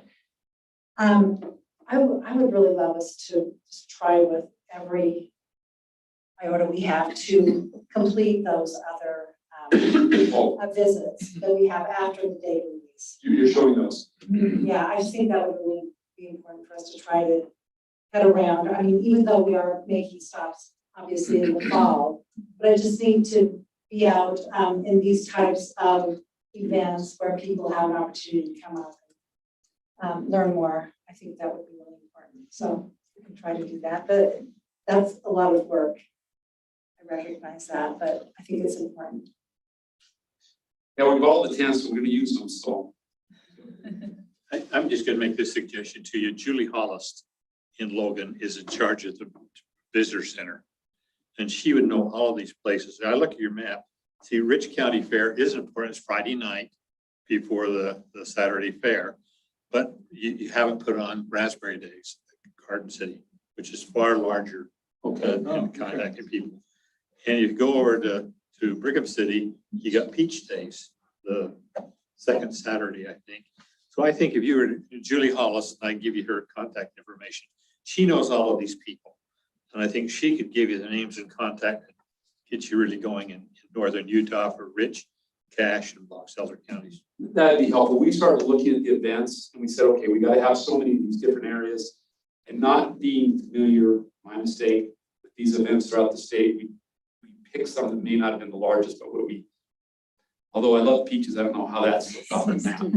Well, I say add this too. In Cache Valley, about every town has some weekend that's a holiday that they have some.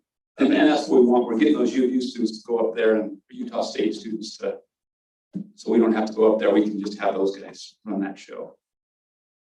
So the idea of contacting the Visitors Bureau, I think is a terrific idea. We've got, across the state, they're somewhat consolidated. And so they should be able to give us some great ideas. So we don't miss out on things like, Swiss days or other kinds of. No, I agree. So we'll check with them, but again, if you have other ideas you want us to, we can these are not set in stone. We're right now scheduling, ordering slots to take our booth and ranging for volunteers and things. So we got 600 balloons, so we need to use them somewhere. Oh, we got 1,000 balloons. Who knew? I got to watch these guys. Okay. So I described this to you a little bit. Again, these dates, the 17th, the 24th, 30th, 1st, I'm just trying to emphasize that somehow in that, from the 17th to the 31st, again, I think Lyle's right. We probably won't see the data for a week or two, but once it shows up, we're going to be zeroing in on thinking about things. And I think if some of that practice that we get in late July, early August, that may help us have a better idea of, do we need to have 2 days where we meet in a row, kind of a thing. We start to get a better idea. All right. So what I did with this map is this is what I call the statutory meetings that are in the statute. Now, they don't specify city, they specify county regions. They combine them into 7 different groups. So what I've done here is there's some recommended cities that we could go to. And they're in an order that we show that, we can go to Cedar City in Washington or St. George, and like we had talked about, and come back, spend a night and do different kinds of things. I showed Utah State, BYU, and U of U games. I left off Weber and Dixie for whatever reason, but those are dates that will conflict. I also put in here, you can see the Utah State Fair, the Dixie Roundup, and we'll be down in Cedar City and Washington for those.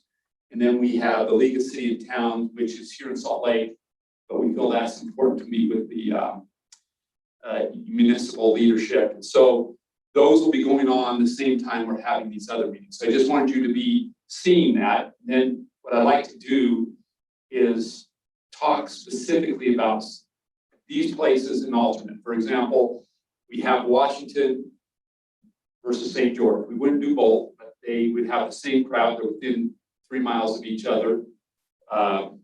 We talked about, picking a community in Salt Lake City. When we spoke to the city staff itself, there was some discussion about choosing Glendale because the legislature is using Rose Park. We had Duchesne versus Vernal, and that was because the legislature was going to Vernal. And so these are not, we want to hit those regions. I think there's value in going to some of these places that are a little smaller that may not feel like they are heard, but there's also some value going where there's larger people, where more people can talk. But so there's not an outright answer. We can go to Manti or Ephraim, or there's just different ways we could cut it. And I'm not trying to tell you, but we want to start working with those communities to get those. We chose Tooele as opposed to West Windover, and I don't know why. Cleve. What? Let's go to Cleve. Okay. No, we're not going to make fun of any city in this meeting. I'm not going to do that again. I want to apologize. We're not. Okay. So, we have Saratoga Springs, which is a high growth area, but you also have Eagle Mountain, which is high growth. You have Lehigh, that's high growth.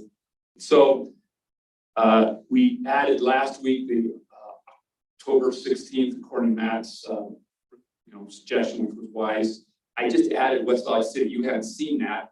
I just put it there as one of the larger cities in this valley, has a diverse population.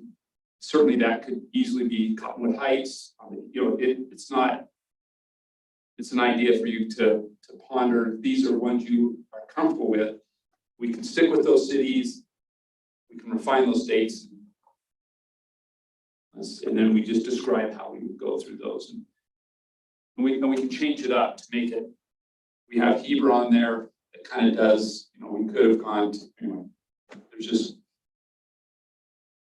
Park City or something, so I'm just saying, I'm not saying one city is better than another, but it's just how we have been talking about it. I'm not, so if you see one that's a community that,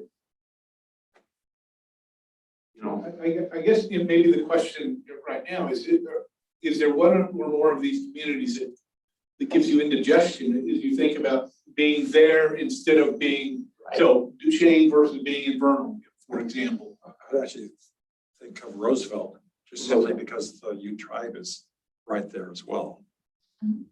As well as it's the on the line of the two counties. So Roosevelt's in the middle, so that might, so if we've got the Ute tribe there, it's in the middle between Vernal and Duchesne, the two counties.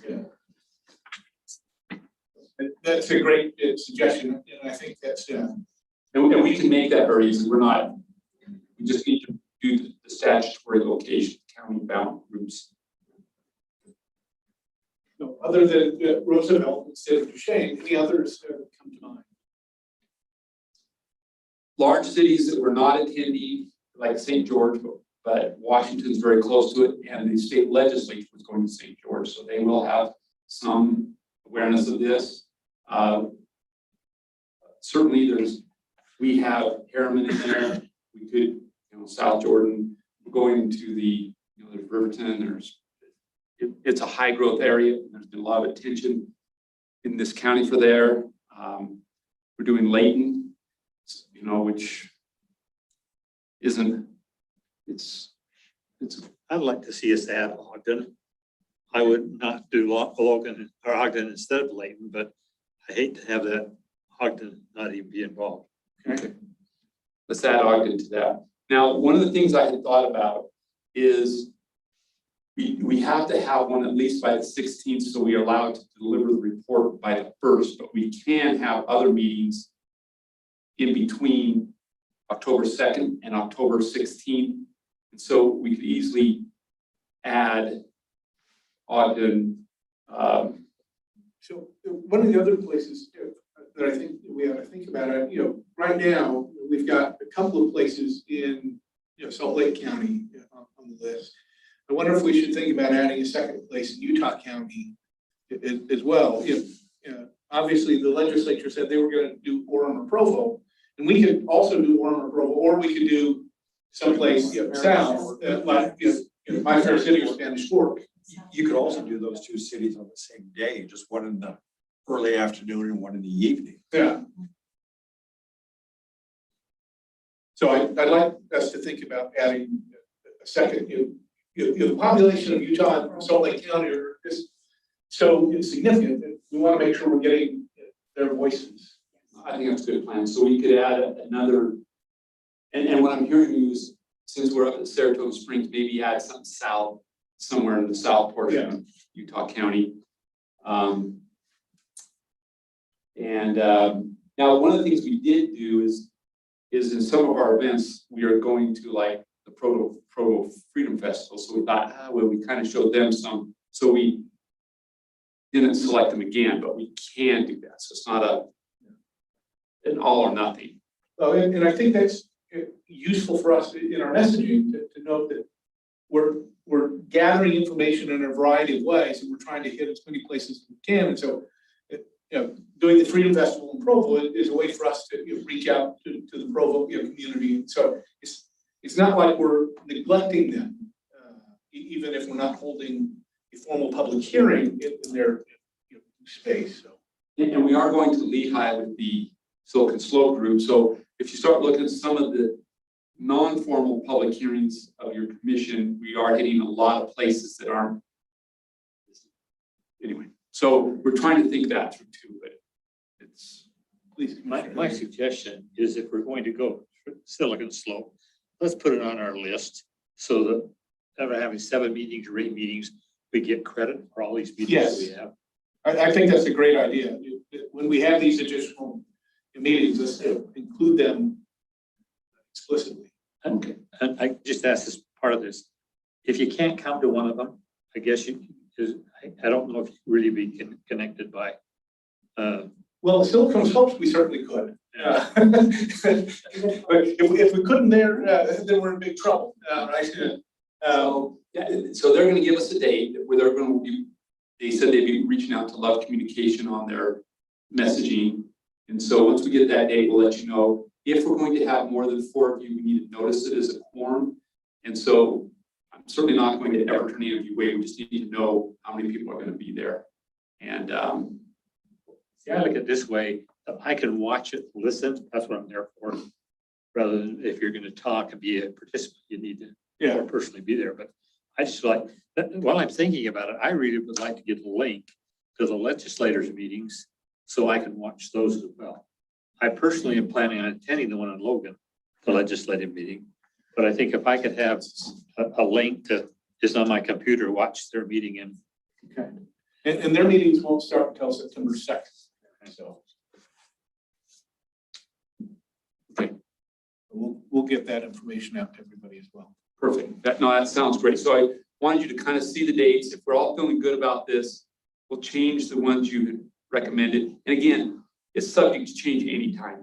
We're going to find out some of these places that we can't get venue or something else, and we'll probably come back and change things from time to time, but this is the essence of what you're trying to achieve. This is trying to reach out as much and as broadly as we can. So with that said, subject to the changes that we discussed today, would we like to formally adopt this as our preliminary schedule? I'm not sure what the right language to use is. A blueprint. A blueprint of our schedules? Sure. And if we make any changes, we'll come back and we'll have another motion by the commission to change these, but we can go forward, we can publish these, we'll put tentative on it until we've secured the venue. And then once we secure the venue, we'll change the color of the. In getting them on our website, so the website shows all of these so people know, how to get there and whatnot. Gordon, what time of day are you anticipating? The Friday So- and the Saturday pieces? So I think you've said in the past, there's probably an opportunity to do these things afternoon and evenings or look at things. Initially, I was thinking, I'm from a city background, so everything starts at 7 o'clock, but we're going to 6. And so we probably ought to think about doing these at different times during the day. I want to be sensitive to who can attend. So if it's a weekday, it's probably in the evening. If it's a Saturday, we could probably do something in the afternoon and the evening that would work for us. But I think weekdays we're pretty much stuck at after 6. I don't know if that makes sense. Just the only two on there on time that bothers me is one in Logan on September the 10th. There's an Aggie football game that evening. Now there's something else in Logan is every weekday from 4 to 6, they have a radio program on KSF or KVNU called For the People. And I'm fairly confident that Jason Williams, who handles that program, would just hear it and broadcast the program. Sure. Just there. The other one I'm concerned about is the BYU. I think the U's coming to BYU. It's a really great game. Yeah, I think that late meeting ought to be in the afternoon, Saturday. So I'd like to suggest that we switch the days of Logan and Layton. Okay. I think that would help us with the football issue. And they're still both up in the same area, broad neck of the woods. So logistically, I don't think it would be, whether I go to Logan first or Layton first, I don't know if that's. You just stop at Maddox, it's fine. There's always fruit stands up there, so that's what matters at that time of year. Yeah, that's where the peaches are. Oh, yeah, that's why we picked it. Okay, so subject to the changes that we've discussed, we have a motion. Yeah, I'll make a motion that we adopt this as a tentative schedule for Okay, our commission outreach. we have a motion. Do we have a second? Second. We have a second. Any further discussion? Not hearing any, we'll go ahead and call the motion. Senator Hilliard? Aye. Senator Baker? Aye. Aye. Senator Hill? Aye. I made you all senators all of a sudden. And Commissioner Hale was an aye, Commissioner Thorne. Aye. And Commissioner Bishop, who I think we have lost on our video call, so he probably had to drop off. But again, I believe we have a quorum, and so the motion carries. I have one other question too. I have everybody's email address because I get the email to all of us. I would really appreciate a telephone number. So if I wanted to call Commissioner Hale or Commissioner Thorne, I don't know the number to call, and I'm more than happy to give. We'll facilitate staff getting that out to everybody. We happen to have them, so we'll, Okay. for a small fee. Just for you, the other people get. You wait till you come to Logan. Okay. We're gonna give it to them for free, guys. The sheriff's name is. Okay. I take everything back I said. I don't know, as long as we have access to Aggie ice cream, that's all I care about. That's really what we expect. You will get it. All right. All right. So I think that covers our public outreach as well as our public hearing meetings. We next wanted to talk briefly about the logistics of mapping, and Gordon's kind of insinuated a little bit about kind of the complexness of having all of us say, well, I want the line here, I want the line there. And so how are we going to manage that dynamic? And some of it, I think we'll get some feedback from other folks when we're at the redistricting conference here in a couple of weeks. But yeah, Gordon, if you want to. I think you were hitting right on the head. If you, we're going to try a few things. And so if you see the, before the census data arrives, we want to sit down and just, you're going to be part of the social experiment, see if we can work together and make it a map, kind of just how this works. And you're going to say, that was awful, that was not a great way. And we only can do it for, 20, 30 minutes. We're going to know if we're going the right direction with fake data. And then when we get the real data, we can be the A-team moving forward effectively. So I want you to think about how that works, team dynamics, and making it come together. This is all the management classes you've ever taken come together. Or think of it as spring practice. And some of it maybe, we put us in groups of 2 with a staff person that helps with the GIS. We try in groups of 3. We'll just try several iterations to see kind of what can we logistically make work in the most effective way. Right, that makes a lot of sense. We have some very good GIS folks that will be able to help you a ton. And so we can do it in groups or individually. And the idea would be, yeah, this is the way I like, this is from the public hearing, this is what I think is important. They'll look at it and they'll tell you, look, we have too many people in this district versus this district. We're going to have to make some changes. And they're going to be able to take you through an iterative process to get you to a place. And then once you feel comfortable, with what's been drawn, we think that it might be valuable to have some of the interns that were in St. George, while you're doing the St. George portion, and the ones that were heavily involved in the they can talk about what they specifically heard. So you're relying on public comment, but also some of the things that happen. So we think breaking down the GIS mappers and the volunteers from the GIS give us an article. And then we'll come deep on the map.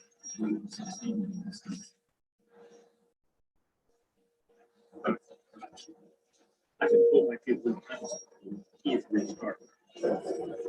And I've been looking at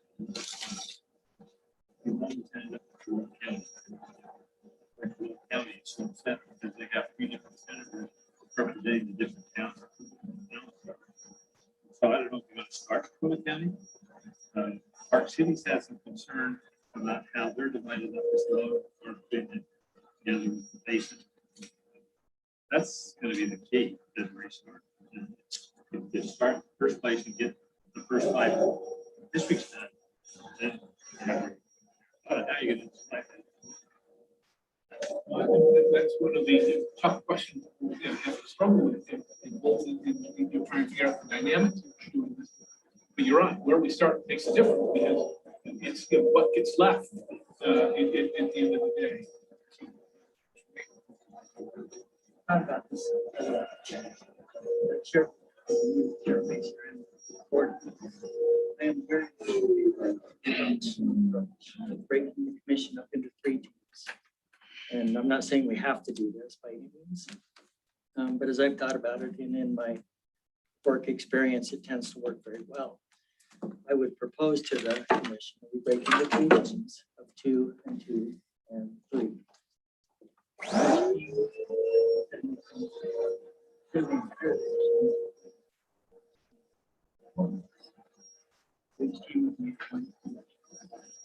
That's it.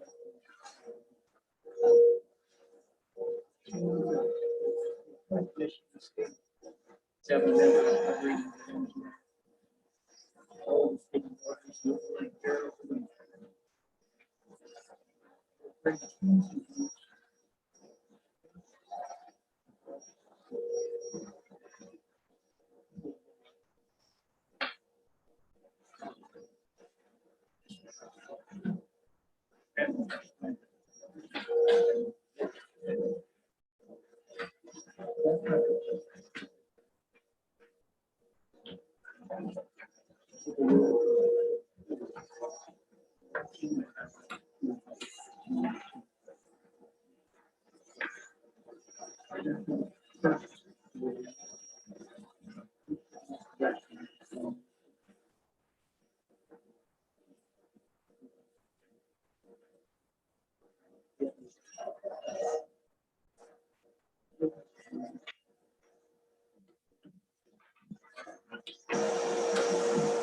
think one of the things that I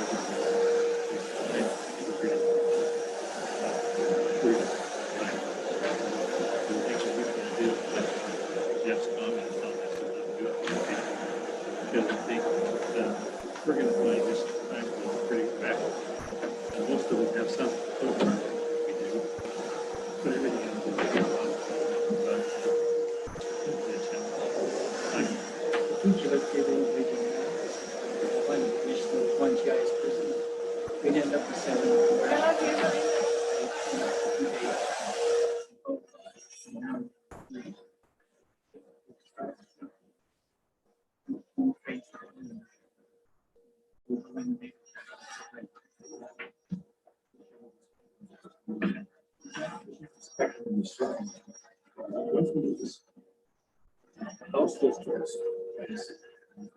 Easier to find the center.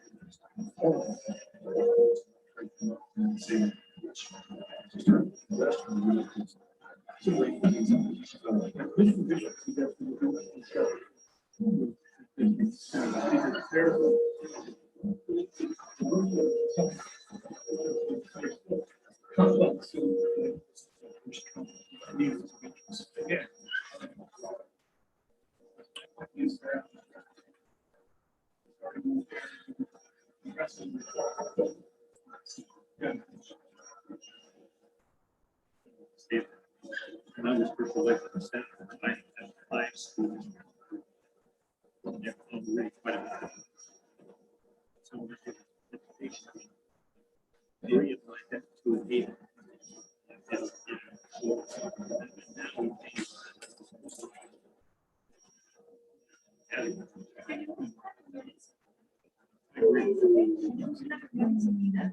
Let's figure out something we can get a win on.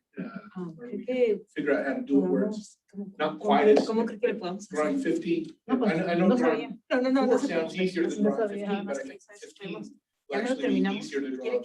4. No, está bien. Anyway. Está bien. Discúlpame. No sabía yo. No. Muchísimas gracias. They have, If we had 25, it would be easy, right? well, what Idaho does is they have 32 senators and 64 House members. And so each Senate district has included 2 House districts. They do the Senate districts first and then they split them, but every runs for 2 years. And every time the Senate wants to move it up 4 years, the House says, we want to go for 4 years too. So they can never get it, but it's really an interesting thing. They have, actually, if you're in a Senate district, you know, your 2 House people are in your district. It would certainly make sense. It would make lining up the boundaries a lot easier. Unfortunately, I don't think that's an option for it. But one thing we could do, the school board, one year, we had 3 congressional districts. So we took 15. Either the congressional districts into, each, it was into 5 school districts, all within kind of that same idea. We can't now because we have 4 congressional districts. Unless we have an even number of school boards, we don't want to have an even number. You got to have an option. So no matter how we slice it, we have a challenge before us and it'll take some work, but I'm excited because I hear commitment from all of you to work on doing it well and carefully. Let me say another thing. I don't really want to know what political backgrounds these districts are. I know people look at it and come back and beat us up because we did this and this, put this too much this way and that way. But I really prefer not to even know. Just take the lines and populations and try to find community of interest and not worry whether this is 14.2% Democrat and whatever percent Republican, and this is 40, 60. I know it says in the bill we may choose not to know that information. I personally don't want to know it. I think I agree.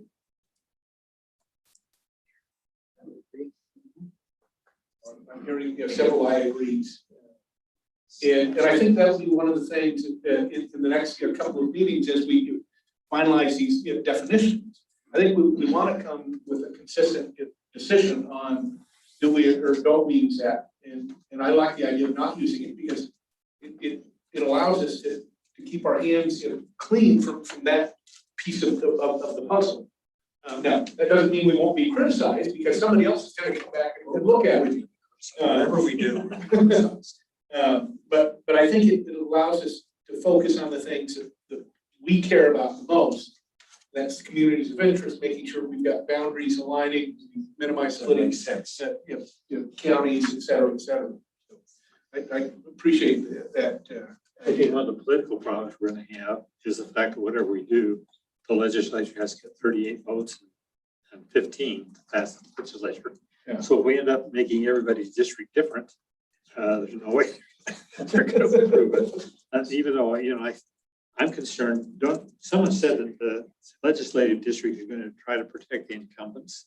And I don't particularly want to know where the incumbents live in the districts. Yeah, I agree. I don't want to know where they're at. But that is one of the principles that they've articulated, is they want to know where the incumbents live. I don't. But we explicitly are to not favor or disfavor, and if we don't know where they live, it's easier for us to not do that either way.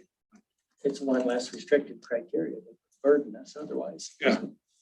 One other thing I was going to say, I hope that when we do our outreach program, we are compatible with the legislative district and not antagonistic. Yeah. I think it would do us great damage if we become anti the legislative. Well, at the end of the day, the legislature has to approve. I mean, if our maps are going to get approved, the legislature has to approve them. And so we have to, I think, recognize the important role that the legislature is going to play. And if we're antagonistic, I think that completely undermines our ability to sway the day that our maps are legitimate and should be listened to. Commissioner Hale, you had a comment. Oh, I was just going to go back to Jeff's suggestion about drawing maps and teaming up with the committees or teaming up with different commissioners. I think that's a great idea, so I'd love for us to consider that. I don't know if we want to think more about that as time goes on and as we get closer to receiving the. Yeah, and I think that's one of the things that we can practice with is, let's split us up into 3 teams. Let's make sure it works. I mean, I think it's a great idea, which is, Jeff has been mulling this over for weeks. And so it's not as if he just had a whim to come up with this idea. He's been thinking about it. He's sick. But I think that's likely to be one of our most effective strategies, is to have us in 3 And teams. then we'll find out if we can do it in the practice sessions. But exactly. And if we can't, then we'll have to regroup. But I think it's a terrific place for us to start those options. I just got to know from Jerry Howe saying it sounds like somebody's vacuuming in our microphones. We took care of it. Okay. And thanks. then Ally also went around, they couldn't hear with your microphones very well either, so she made a want to make sure they were all on and going. Okay.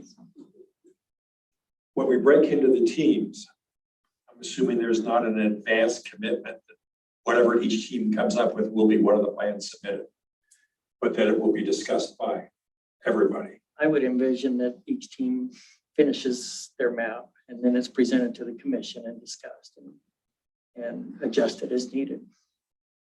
But before it gets a stamp of approval to send to the legislature. So, but again, we have to prioritize the maps.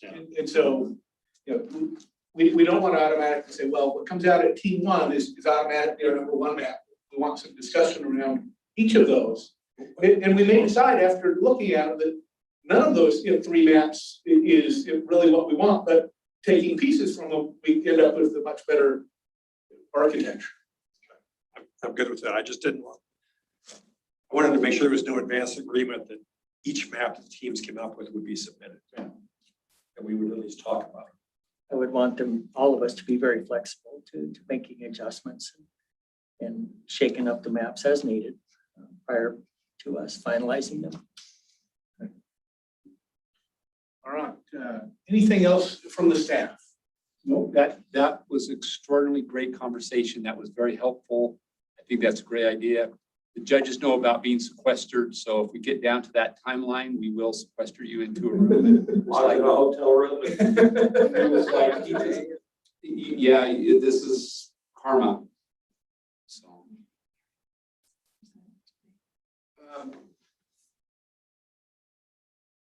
We did have him on the original agenda, but he's not on the agenda today. What's that?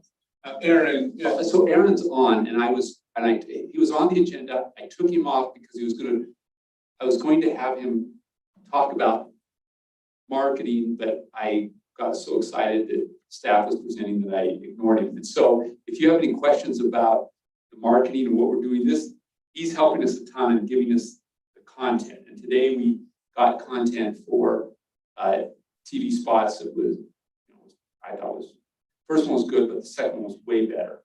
And so we'll be talking more about that. I'd love to hear from him what he thinks about